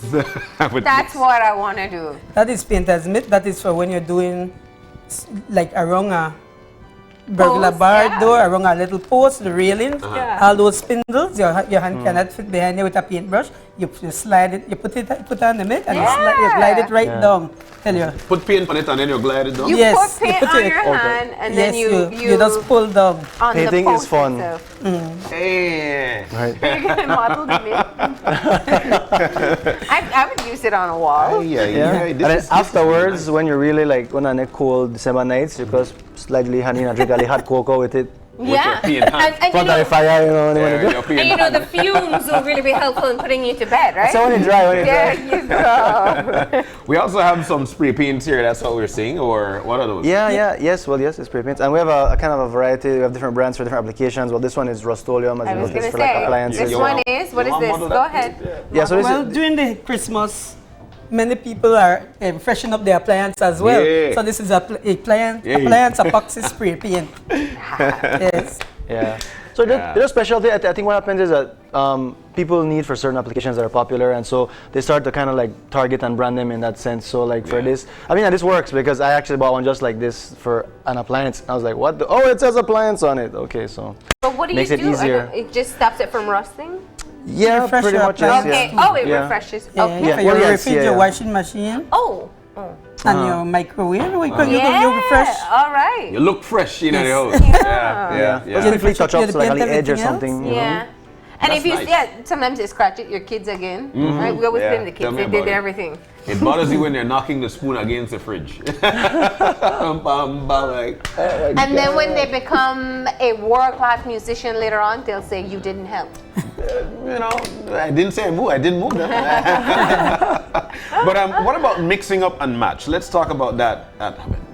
Well, I'll just quickly do a little intro and then I'll let Cynthia take it over. But we really have like thousands of colors between our 4 brands that you can mix. I mean, thousands and thousands. I mean, tens of thousands. So Colors. Yeah. So really, the sky's the limit. I really think that it's what's in your head. Because the thing is, some people, if they don't see an exact match in one brand, they can go to another brand and then they find. I mean, people have really not found or never not found exactly the type that they want. Like even those brands that we told you about. Sorry, the cans that are outside that have been mixed, but the left usually it's because people are not really ready for what they saw there.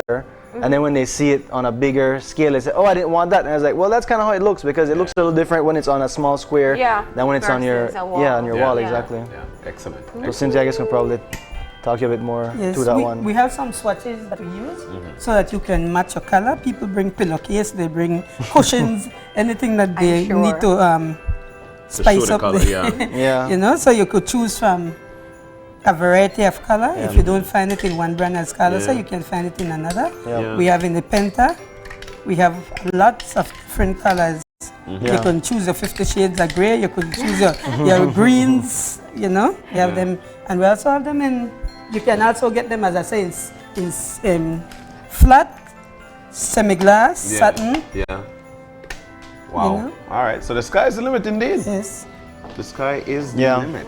Yeah. And It's only then- imagination that limits you. I know. Patching compound, which you use to. So that's kind of similar as to what we were showing you with the Oh. silicone, but again, it'll be more of like a Plysim or like a sheetrock application, Yeah. whereby sometimes you have to join, or sometimes you have to maybe like there's maybe like a little spot you have to cut out and add another piece, and you want to smooth Yeah. it over before you paint it. Yeah. Yeah. All right. Sounds good. Tape, painting tape. Yes, in- yes. So that's specialized. It seals well. It's easy to pull off as well. Yeah. One of the And I things did say that we're painting John, so I decided on Okay. this fluorescent color, Yeah. which will be applied evenly to the top of your head. Remember, you have to do the what? What you do first? You have The to prime. prime. The priming. You do need some primer.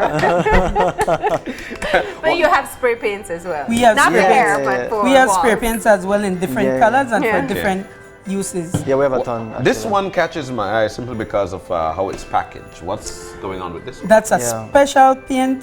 We get it in, we have a yellow base and a red base. We have it in matte and semi-gloss. It will do a nice wall like this. You only have to go over once. Just one. Yeah, a nice bright orange and nice red. Yes, that's what we So this is the quality paint. That is quality paint. You go over it only one time, and it's on sale. It's actually half price. Yeah, we're clearing What? this out actually. So what it it's is that- dimension yeah. to highlight like one wall, just like this. I did a range similar to this just this weekend, and it came out beautiful. Really? And they said they wanted the open your eyes wall through when they come for the orange. Yeah, no, they even Good call it a one. smart wall. My kids call it a smart wall. Yeah. My wife's a focus wall. You know this. So everything else is that color. That one is a different color. Yeah. So this is good for Yeah. that. All right. Excellent. So that's on discount for how much? 50% off actually. So the thing is that this is really it's a very creative, I would say, sub brand, but I guess people weren't really ready for it when we brought it out some years ago, and so we're just kind of clearing it out now. But what you can do with this too, some of them you can do like texturing and things like that as well. Okay. Okay. Right, yeah. All right. Well, nice. And so this one is 50% off. The and rest that's you said the are board, yeah. 15% off. 15, yeah, these are 15. And then, like I said, we do have like Berger varnishes 50% off, some domestic varnishes 50% off. And we have a lot of those pre-mixed paints that are 60% off. Yeah. Wow. All right. All right. Well. And you can also get this contraption for what you need it for the copy. Yes, yeah. yeah. Okay. Good. Clearly, I spent a lot of time painting. Yeah. Yeah, Using yeah. rollers. And we also What's have your a- best advice? Do you use rollers, brushes? At I what mean, point I do would you use just, those? if I Yeah. walked into your store, I'd just get a bunch of these and like Swipe. Well, depends on your need. Like I said, this one is for the burglar bars and Yeah. the rail and thing. Yeah. If you're painting a wall, a big wall, we recommend you use a paint roller and, Paint roller. and a paintbrush for the edges Okay. to line up the edges and things. Look how Or nice this it one, depends on your this need. fancy one, yeah. Yeah, Yes. because like Could be used molding. for your Yeah. edges too, For yeah. edges Yeah. that you don't touch your molding, Yeah. a guider. Yeah. And we have a lot of really nice brushes actually. We have a range of brushes in prices, but yes, this is one This of is the better our cut ones. brush, Yeah. Yeah. Right in the corner, you go all around. I said Nice. a smile, you know. I said a smile. Yeah. Excellent, though. All right, and clearly Cynthia is full of tips to help anybody, even if it's their first time painting the walls. Yeah, Yes. this is first time. Yeah. Yeah, so Cynthia's available to all of the customers Yeah. actually, and she does this on a daily basis to a lot of people. Yeah. So really, without her, a lot of people would be lost. Yeah. So I have to really thank Cynthia as well for giving that advice. People often want that extra advice; they want the experience. Yeah. Of Honestly, course. Of course. you know. And you're uncertain too. Do you ever just tell somebody, no, don't get that color? Yeah. Like they Yes, come we with like do. a crazy color, you're like, you know, that really Well- isn't gonna look good. Well, I always tell them visualize what you have as your accessories, your furniture, whatever, you know, and see if you can live with that color. You know? When you want to wake up and see that every morning. Yeah, yeah. Cool. All right. Well, this was excellent. We know exactly what we could go for now. We know about all the steel deals that you've got. You mentioned 15% off on some of the things that we're seeing here. Yeah. And, continue on. Just Well, we had just really tiles, power tools as well. We have the $10 growth and tin set. We have the $40% off, on discontinued power tools, and these are perfectly good power tools. Just that those models are discontinued, so Yeah. 40% off those. That's actually a great deal. Clearance stuff, we have 30 to 60%, and that's like lights, tools, paint. We have some more power tools. it's a lot of stuff, Cynthia. I mean, she knows. I mean, we had it out for a while, but it's kind of diminished because people kind of came to the yard sale and kind of took a lot of it. But we still have nice light fixtures left, LED lights, things like that people can just pick up, and they're cheap. You know, you can just grab it, have it at home, because honestly, LEDs save you a lot on your light bill as well. You know, things like that. All right, and Cynthia, we can't let you leave without you telling us, you know, the top 3 tips. I'm sure you've seen a lot of mistakes. People come in and have to fix all those mistakes. What must we do when we are venturing to do our Christmas painting? First of all, we have to know what type of paint to use. We have to know, and we have to clean our surface first. Surface preparation is a must. You know? So you mean you have to wash those walls? No, we don't have. We're wipe it. If it's interior, then it's just as simple as wiping your wall from the grease, the dirt, and different things. Yeah, you know, to let the paint hold better, you have to prepare the surface. And primer. Primer. Priming the surface to change from one color to the next is very important, especially if it has a dark color and you want to put a light color on top. You need to prime. Yes, you'll see the background color between your paints. A trick though, like if you have a wall for the first time, you can actually use the same paint as a primer. You just go over with one quick hand first, let it dry, then you come back over again with your final coat. Because a lot of people, what they want to just continue going, and then the wall just kind of sucks up that paint, and so it never really dries the way you want it to. So you drop one thin coat, let that dry, come back, and you're perfect. Yeah, some color require multiple coats. A paint to look uniform. Now you know. All right, and in case we didn't get your question answered, go on by Habet and you can ask Cynthia whatever you need to know. She has all the experience and she can guide you through this process. And there's some great deals available for you to pick up the paint that you want. If you're going to be like everybody else, you could go 50 Shades of Grey, but you can venture into anything else that your heart desires, right? Okay, thank you guys for coming in. Thank you. Thank you for the tips. Thank you for having us. We're going to go ahead and take the final break now, and when we come back, we'll have our wrap up, so stay tuned.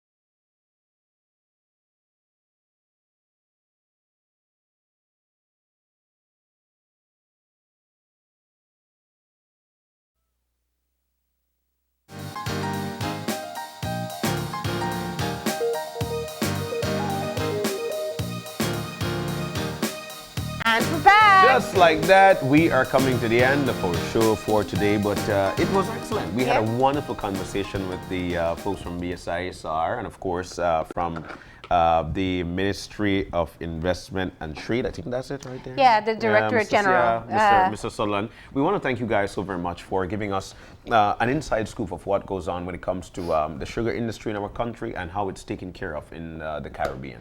Yeah, it's a very critical development. I know the COTED meeting wrapped up last week, I think. Yeah, it was and it has been a long journey in terms of getting the advocacy going and effectively putting it on the agenda and getting the recommendations to this point.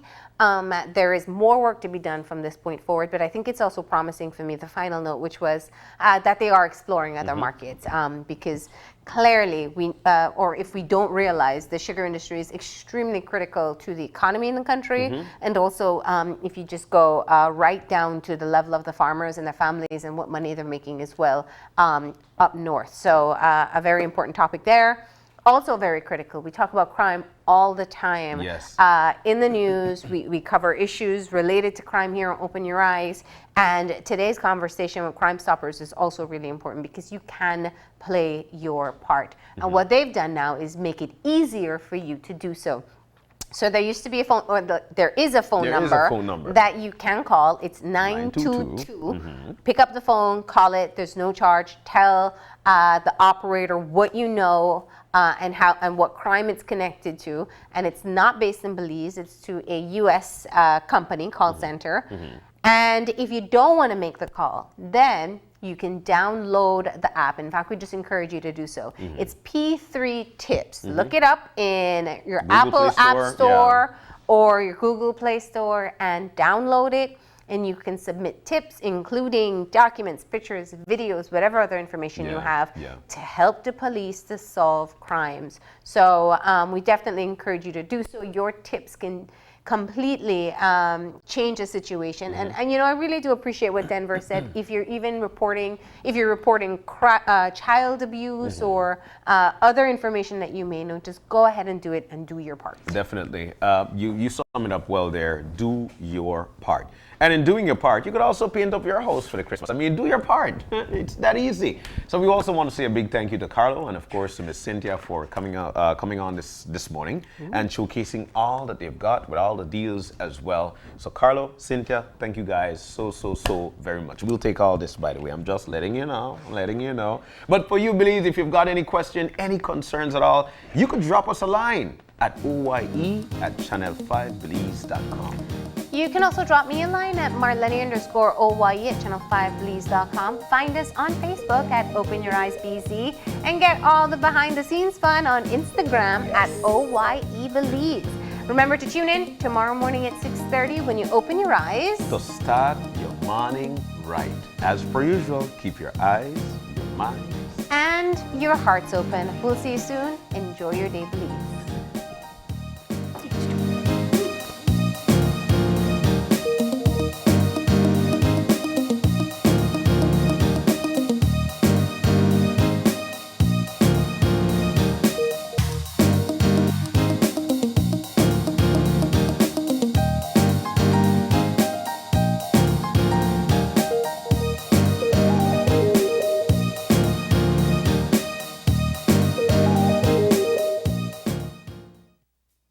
Open Your Eyes was brought to you by the Belize Bank, our country, your bank.